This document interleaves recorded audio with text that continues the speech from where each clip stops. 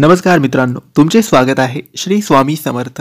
मित्रांनो, महाशिवरात्री महादेवाचा अत्यंत प्रिय आणि महत्त्वाचा आणि मोठा दिवस.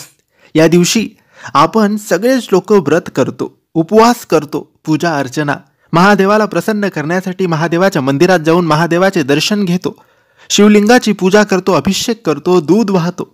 बरेचसे उपक्रम आपण या दिवशी करत असतो, कारण हा तेवढाच मोठा दिवस असतो. वर्षातून एकच महाशिवरात्री येते, म्हणून हा खूप महत्त्वाचा आणि मोठा दिवस मानला जातो.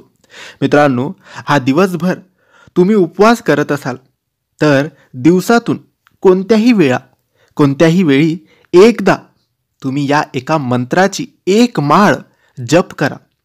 तुमच्या घरातून तुमच्या परिवाराचे सगळे दुःख, संकट, अडचणी लगेच कमी होतील.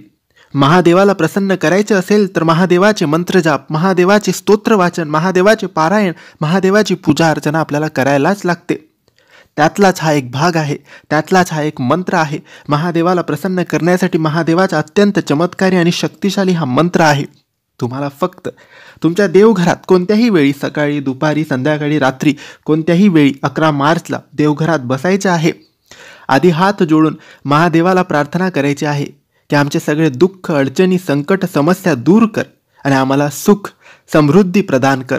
आणि त्यानंतर माळेने तुम्हाला एक माळ या मंत्राचा जप करायचा आहे.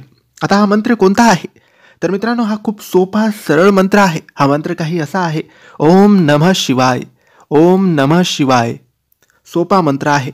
या मंत्राची एक माळ जप करायला महाशिवरात्रीच्या दिवशी अजिबात तुम्ही विसरू नका. कुठलेही कामं राहतील पण या मंत्राची एक माळ अवश्य जप करा. महादेव अत्यंत प्रसन्न होतील, तुमचे सगळे दुःख, संकट, अडचणी लगेच कमी करतील आणि तुम्हाला सुख समृद्धी देतील. तर नक्की या मंत्राचा जप करायला विसरू नका. तर मित्रांनो, माहिती तुम्हाला आवडली असेल तर लाईक आणि शेअर करा. काही प्रश्न असतील तर कमेंट्सद्वारे विचारा आणि आमच्या चॅनलला सबस्क्राईब करायला विसरू नका. धन्यवाद.